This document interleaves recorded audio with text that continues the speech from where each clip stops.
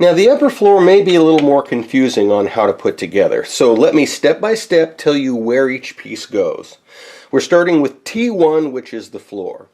T2 are these angle beams, and we'll have about 4 of them going around. So basically, this is the angle for the roof. So this T2 beam is going to set up here like this.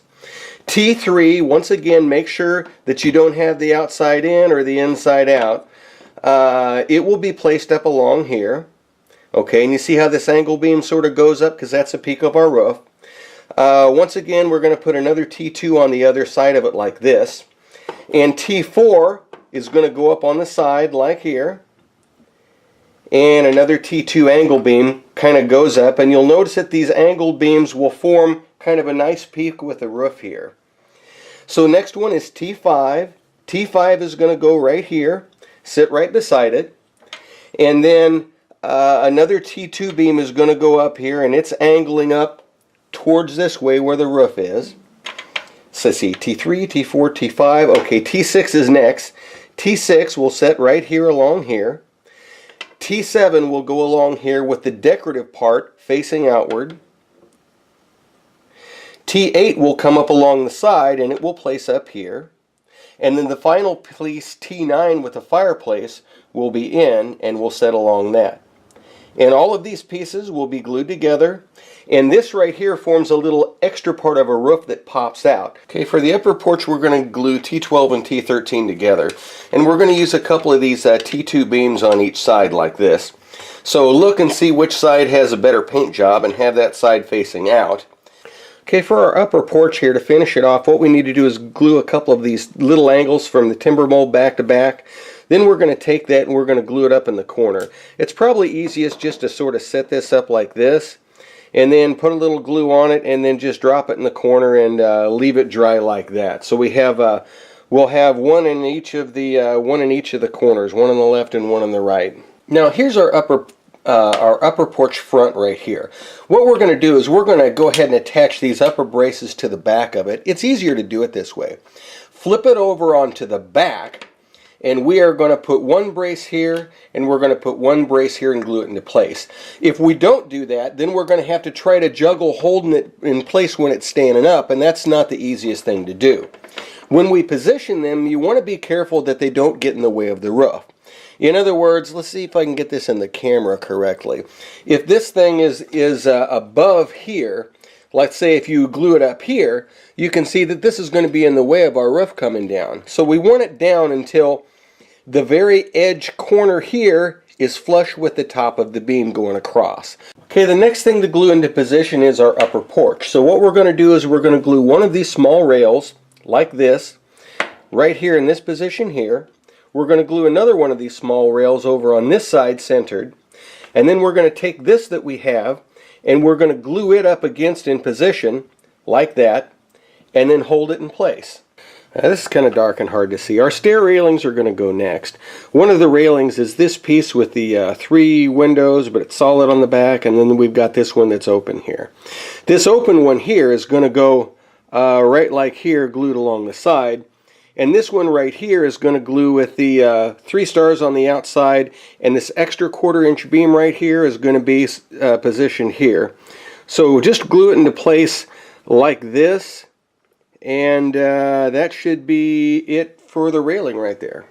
Next thing I'm going to do is dry brush a little black on the insides of the fireplace. So what I'm going to do is I'm going to take some black paint, I'm going to get some on the brush here, and I want to get just about all of it off. Just get all of it. You don't want to have much of it on the brush at all. We just want to give a little bit of a sooty appearance to the around the fireplace. So what I'm going to do is I'm going to put the brush behind the fireplace here, and I'm just going to kind of scrape it around a little bit and kind of dry brush back here around it, because that's where, that's where the fire would happen. You can also get a little bit of brush, a little bit of paint on the brush, and try to do some a little bit closer out towards the front. There we go. Now it's actually starting to show. If you want to do it around the front, be sure that you do it very lightly, and just, because you get a little more on than you think, and then it's probably not going to look quite as good. And you can also kind of go up the front to show there's a little bit of little bit of soot kind of that went up the front of the fireplace here. Another thing you want to do is paint the tops of the walls. We're going to use the same color of paint that we used on the interior of the doorways, and we're going to go ahead and paint the top of it. And I would just go ahead and paint across the top of the whole thing here. And just take your time, and this will make it nice so that when you lift off the roof, it actually the color blends a little more rather than having this bright orange brick down in the middle. We're also painting the roof angles that we had to clip those beams off of, and anytime you have to clip or sand the beams off, you're going to have a white edge. Now at this point we're ready to glue the chimney onto the side of the house so that you can remove each section and the chimney will come off with each section. We have to watch a couple things when we do that. So let me give you some hints. Before you start gluing chimney on, make sure that it's going to line up where it's supposed to line up. So to start off with, I'm going to remove both of these. I'm going to take the top section off, and I'm going to take the bottom section off. Now, if you've made the water section, made the water level, then what you want to do is go ahead and put it down. Set your first layer on top of it, and then see how your chimney is going to set on, but do not glue it yet. So we're going to set it on here.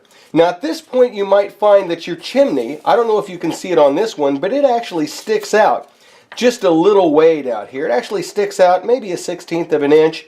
Yours might stick out a whole bunch more depending on how, crooked yours may be.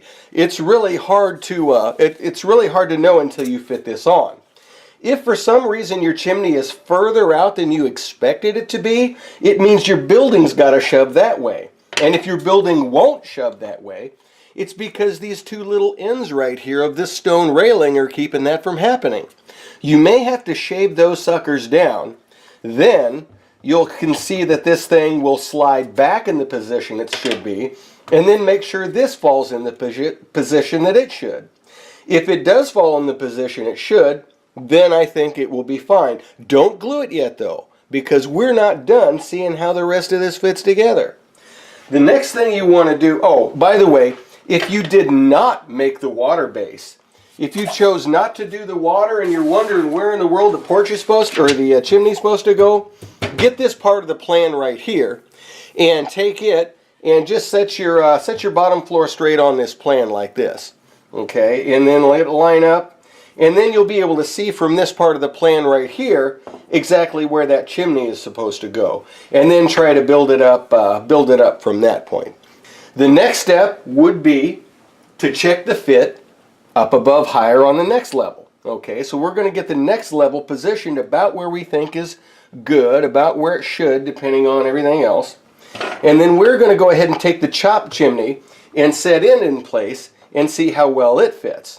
So it can before we glue things together, we want to see if this kind of lines up nice and straight. Now there is one thing that you have to watch with this chimney on the side, and I'm going to point it out right here. The side of this chimney needs to line up exactly with the center peak of this roof, and mine does not. In other words, this chimney should be slid about over here, but look what that does to my chimney. Okay, well that's a problem. What I need to do is get this whole chimney to kind of lean over to the right until the edge of this chimney is right down the middle of center. The reason that is important is because we have a roof that's going to fit on here, and we've got a slot for that chimney to fit in that's right in the center of that roof. So that tells me that this whole chimney, before I glue it, needs to lean to the side. Okay? Well, how do I get that chimney to lean to the side?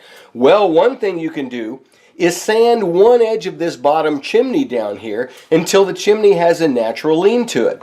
Or it's possible, maybe the second section, you could sand it down until this top section has kind of a natural lean to it.